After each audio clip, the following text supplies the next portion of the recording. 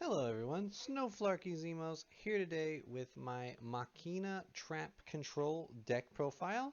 This is a different take on a Machina deck that uses fewer monster counts and more trap cards to take advantage of some of the powerful trap cards that we can play right now with a engine that can constantly regenerate us a monster on the field and allow us to kind of keep floating and rotating monsters and using spell and trap cards to lock our opponent out of the game. I would like to start out by saying that this will not be the most competitive build of Machina you can find. This is more of a casual deck play style. I will also say it's not even the most competitive version of a trap control deck because there are a lot of better engines for this deck. Things like Blue Eyes, Phantasm Spiral, stuff like that is probably a much more competitive version. So if you're looking for the most competitive way to play this kind of trap card based control deck, think of things like that. People like Eldritch. Eldritch doesn't really have the same feel as this deck, but it is another good trap card based control deck. So keep that in mind as we go through. But this is a fun way to show off some Machina monsters with a similar play style because it does work, and some of the trap cards that we play are just powerful enough to win the game. So pretty cool. Let's get into it. Starting off with our monsters, I am playing two copies of Machina Citadel. Machina Citadel is the big Machina boss monster that came out in their most recent structure deck. He cannot be normal summoned or set. He must be special summoned by a card effect. Quick effect, you can target a machine monster you control, destroy that machine monster, and if you do, all monsters your opponent controls with attack less than or equal to it are destroyed. It's pretty cool. If a face-up Earth Machine monster you control, except Machina Citadel, is destroyed by battle or card effect, while this card is in your graveyard, you can special summon this card from your graveyard, which is the main way you get him out on the field. So pretty cool. Can easily wipe a board. He's got 3,000 attack. He can even wipe a board by targeting himself and blowing up himself up, and of course he comes back to the field every time another Earth Machine monster that's not him is destroyed, and that is pretty cool. Definitely going to be seeing a lot of him on the field. It's a awesome card. Next up, I'm playing three copies of Machina Gearframe. Machina Gearframe is an 1800 attack monster that when this card is normal summoned, you can add a Machina monster from your deck to your hand, which is pretty cool. That's definitely going to be one of the ways that we can get Machina Citadel over to us, which is pretty sweet. Um, and of course, we want that so we can get him into the grave. In addition to that, he has an effect where you can target a machine type monster and equip this card to it, but that effect is not necessarily as important. We mostly just want him to be an Earth Machine who can search us a Machina monster. And of course, next we are playing three copies of Machina Unskapler. So this is a pretty cool one. If this card is added to your hand, except by drawing it, you can special summon it. Also, you cannot special summon for the rest of this turn, except a machine monsters. If this card is normal or special summon, you can send a machine monster from your deck to the graveyard, except Machina Unskapler. So this is pretty cool. When you summon Gearframe, you can search for this card, and then when you search this card, you'll be able to summon it. And when you do, you can dump Citadel into the grave. So that will get our Citadel into the grave and get that little Citadel loop online. So pretty cool. It's also a 1800 attack monster, which is pretty solid stats. And of course, it is a dark type monster, which we will be taking advantage of with more cards in the deck here. That card, namely being two copies of Desperado Barrel Dragon. Definitely one of the reasons I wanted to play this build, because I love Desperado Barrel Dragon, and it's pretty fun. So, of course, Desperado Barrel Dragon says, if a face-up Dark Machine monster you control is destroyed by battle or card effect, you can special summon this card from your hand. Once per turn during the battle phase, quick effect, you can toss a coin 3 times and destroy face-up monsters up to the number of heads that were flipped. And, of course, if the result was 3 heads, you can draw 1 card, so that's pretty cool. When this card is sent to the graveyard, you can add a level 7 or lower monster uh, that has a coin flip effect in its text, which is pretty cool. So when Unska player gets destroyed, we can summon this card out of their hand. It's a very big monster, 2800 attack, and that is definitely pretty cool. And last for our monster count, I am playing one copy of Twin Barrel Dragon. This is just in here so that I can search a card off of a destroyed Desperado. When this card is summoned, you select a card your opponent controls, toss a coin twice, and if both results are heads, destroy it. So pretty cool, nothing big impact, but it's a free card I can get off of a Desperado, so I might as well take advantage of it. And that is it for our monsters. Next, getting into our spell cards, I am playing 3 copies of Machina Defense Perimeter. This is one of the cards that makes this deck work for trap control. Very cool continuous spell card. While you control a level 7 or higher machine monster, which is both Desperado and Citadel, your opponent's monsters cannot target level 6 or lower machine type monsters you control for attacks. Also, your opponent cannot target them with card effects. So that's pretty cool. Keeps your little guys safe while you got the big guys on the field. But the more important one is that if a face-up machine monster you control is destroyed by battle or card effect, you can target a machine monster in your graveyard and then add it to your hand.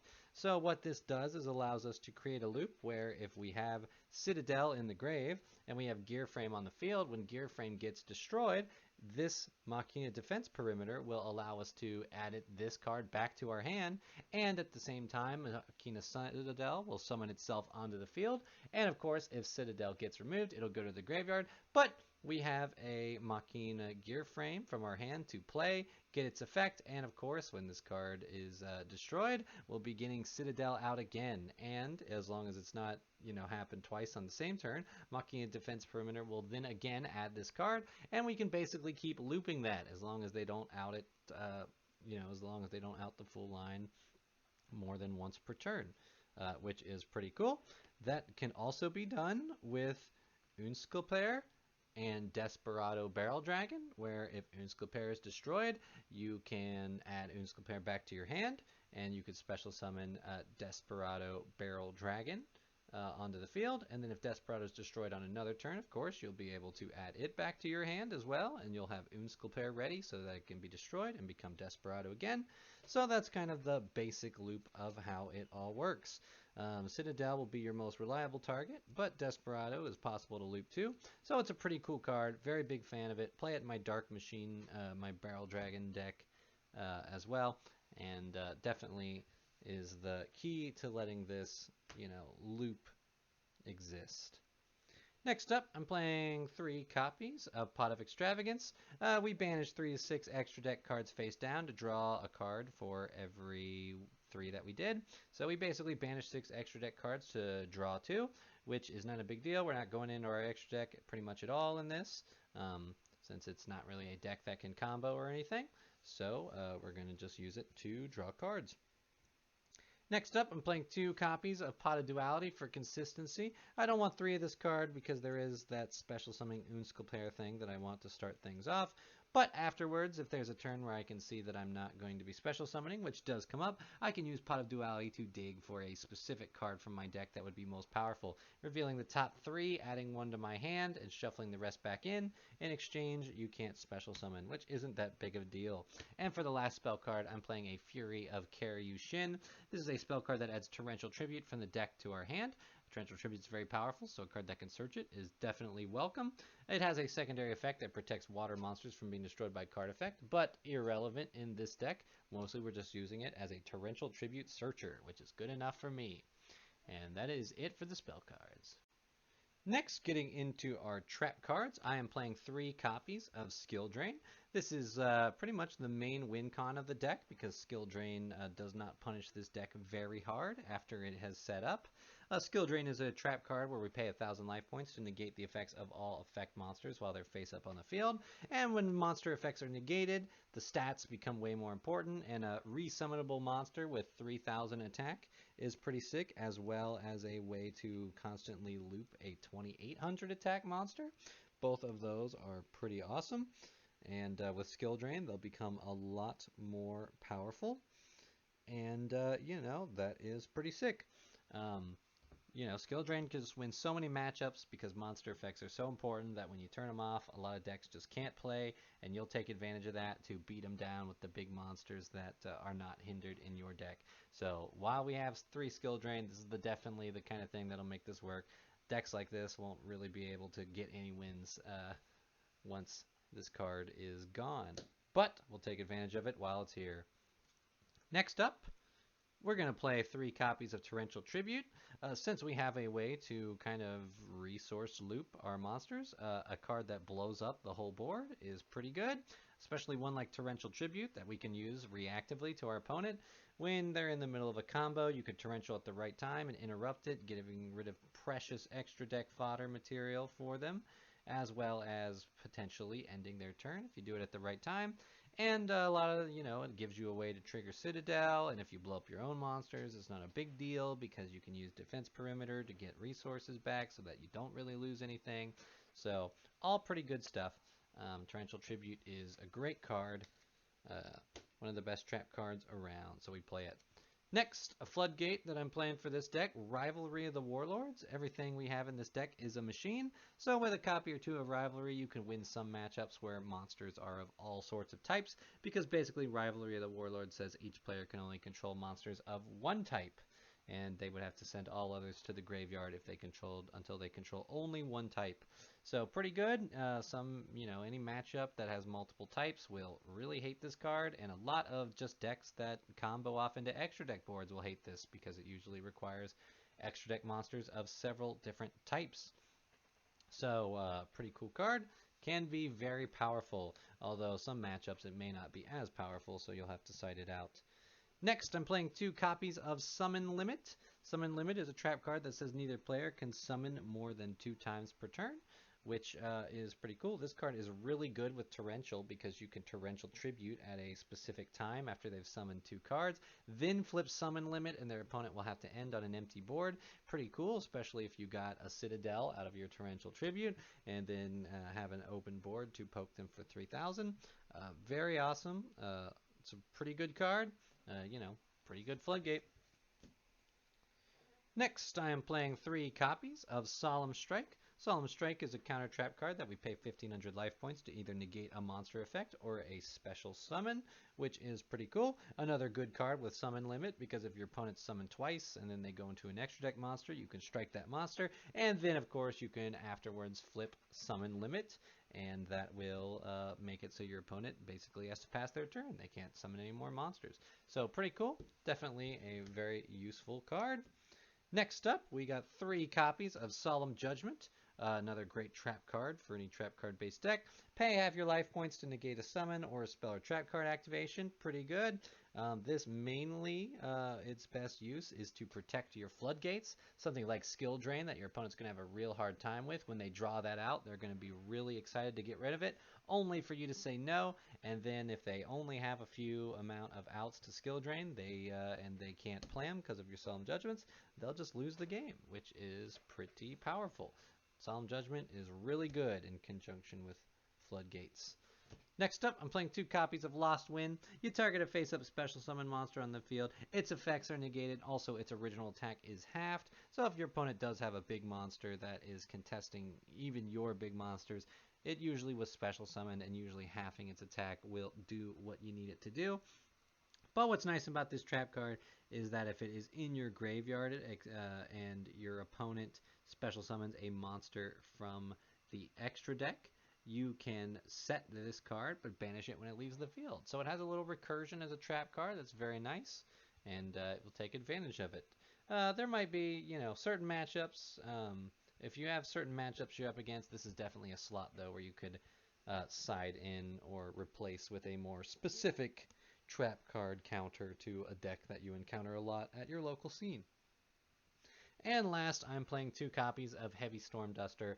This is kind of a meta call for my casual dueling group. I play this deck as a casual deck, and when we're playing those, there's a lot more there's a lot more trap card based decks that are around, so Heavy Storm Duster is nice to have. We can target up to 2 spell or trap cards on the field, destroy them, and we cannot conduct our battle phase the turn we activate this card. Usually not a big deal because we're playing it on our opponent's turn, and you can plus off it, get some back row, get rid of a card that's about to search. Pretty good stuff. And that is the main deck. Next, going over our extra deck really quickly. This is not a deck where we, combo off and summon a lot of extra deck monsters. So our extra deck is just being used for us to be able to play and or side Waking the Dragon. Waking the Dragon is a trap card that says if this set card in its owner's control has left the field because of an opponent's card effect and is now in the graveyard or banished, you can special summon a monster from your deck or extra deck. So we're going to put powerful monsters in our extra deck to summon off of Waking the Dragon if it were to get destroyed by an opponent. And when you're playing trap card based decks, you got to be aware of Lightning Storm, Heavy Storm, Harpy's Feather Duster, stuff like that. And having a card to punish them for wiping your back row is pretty awesome to have. Now getting into my choices for Waking the Dragon targets, I'm playing 3 copies of Last Warrior from Another Planet. If your opponent pops Waking the Dragon and they don't have any monsters on board, you can summon this card, and it essentially says that neither player can summon monsters. So they can't summon monsters, all they can do is set, and if they don't have an out to this card, you'll just poke them down till you win the game. Do note that when it's summoned, it will destroy all your monsters, but usually not a big deal for that the advantage that it gives you. Next up, I am playing 3 copies of Naturia Exterio. This is the target that we can summon if we're in a matchup that is very dependent on spell or trap card activations. If we have a card in our graveyard, we can essentially negate as many spells and traps as we want during the duel, because when a spell or trap card is activated, we just banish a card from our graveyard, send the tap card of our deck to the graveyard, and if we do, we negate the activation and destroy the card. It's not limited to once per turn. We can use it reactively, so in certain matchups, this card will just outright win you the game. Next up, I have 3 copies of Raid Raptor Ultimate Falcon. This is a 3,500 attack monster that's unaffected by card effects. That can be very hard to deal with for a lot of decks. It means we either gotta kaiju it, or you gotta find a way to get over it by battle. And, that makes it pretty hard to deal with. If a deck does not have access to either of those and they can't deal with this card, it'll just win you the game. So do keep that in mind. Pretty good monster. Annoying to remove. Next up, we're playing 3 copies of Geomathmech Final Sigma. It's just Ultimate Falcon, but with 500 less attack, giving it 3,000 attack. And it's unaffected by card effects except Mathmech cards while in your extra monster zone, which is fine. There's not going to be anything else there, so we'll gladly summon it there. It does have one little effect over Raid Raptor Ultimate Falcon, which is if it does battle damage to your opponent by battling a monster, that battle damage is doubled. So that can come in handy if your opponent has a monster with lower attack on the field when if this card is summoned and you want to do a lot of damage at once. So that is pretty cool. And last, I'm playing 3 copies of Blue Eyes Alternative Ultimate Dragon. This is a 4,500 attack monster that cannot be targeted or destroyed by card effects, so not as good as being unaffected, but sometimes still enough, in certain matchups. And in exchange, you get 1,000 more attack than Ultimate Falcon, and you get an effect where instead of attacking, you can just destroy a card on the field, which is it gives a little more flexibility. Definitely worth the slots. All these cards are maxed out at 3, so that I have some left in the extra deck even after extravagancy a couple times, and there'll always be something to summon as long as I haven't resolved all 3 extravagance before Waking the Dragon is destroyed. So that is it for my Machina trap control deck. Just a fun little way to play Machinas a bit different in a trap card control play style, which is a play style I really like. I'm a big fan of trap cards, which you've probably seen if you've watched a lot of videos on this channel.